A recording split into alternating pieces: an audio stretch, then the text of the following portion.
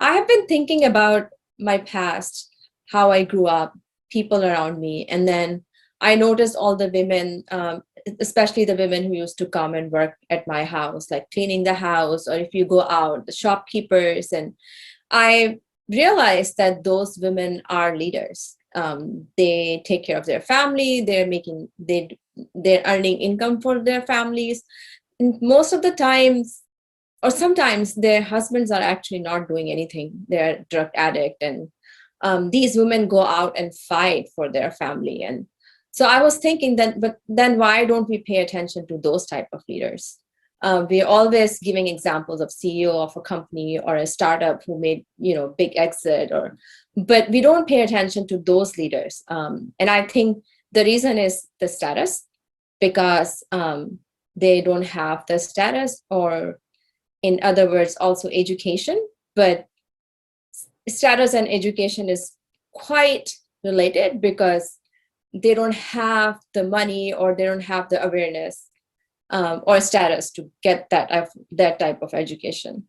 So that I was just thinking that those women are amazing, and they are also leaders of our community. When I was in Pakistan, and I was, I think, in college, and there was a woman who used to come to our house and clean our house. Very good looking, and like very, very smart woman. I think in 30s maybe.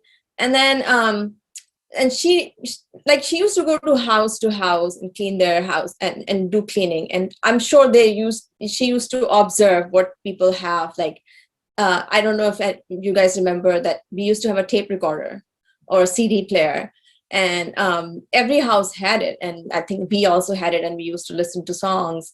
And she really wanted to have a tape recorder or a CD player. At that time, it was a tape recorder. So she bought in installments. She bought a tape recorder, and her husband was the one who wouldn't do anything. He was, I think, some kind of addict. And then she bought it in installment, and after 2 days, her husband sold it to get the money to buy whatever he was addicted to.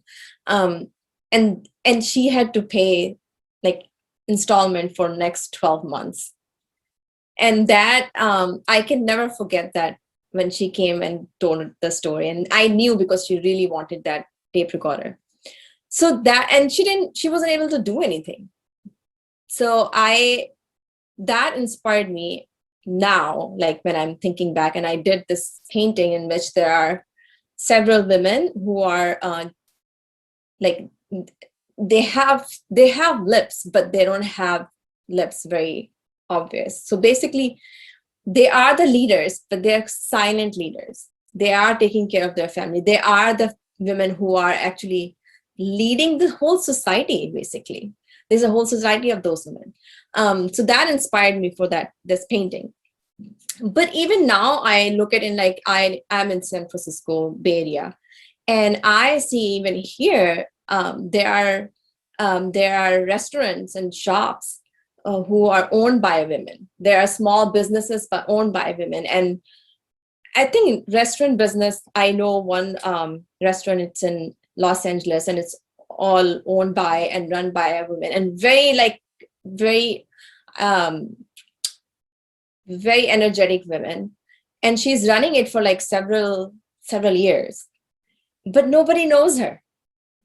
So I can still see those differences. Like, I think we as women, we should promote these type of businesses, these type of leaders, not just one, like a VP of some company, or some founder, but like there are so many small businesses. So we all need to work together and not just promote one status, but all status. So there are leaders in every status, every class of women. When I was painting it, I blurred their lips, but then as soon as I blurred their lips, their face expressions and their eyes become very powerful.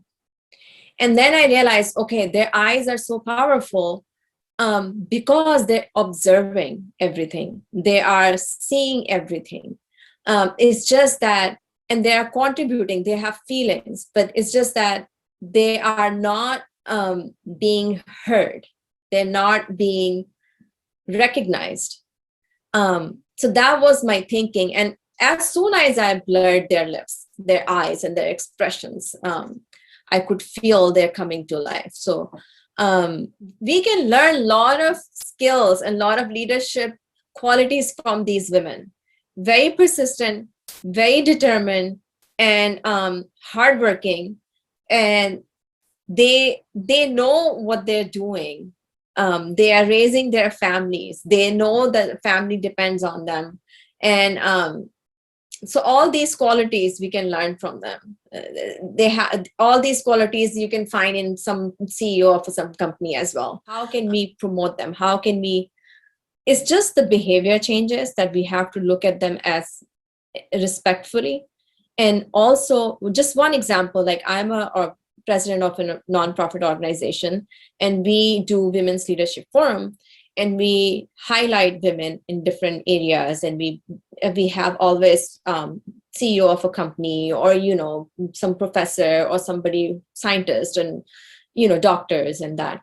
But I made sure last time that we also include participation from these type of leaders who are not at that level. So like a rice farmer, like a comedian, I never had a hairstylist, but that's a good point. Like we can have a hairstylist because they're running their business, and they're very successfully running their business. So they are entrepreneurs. So why not highlight them?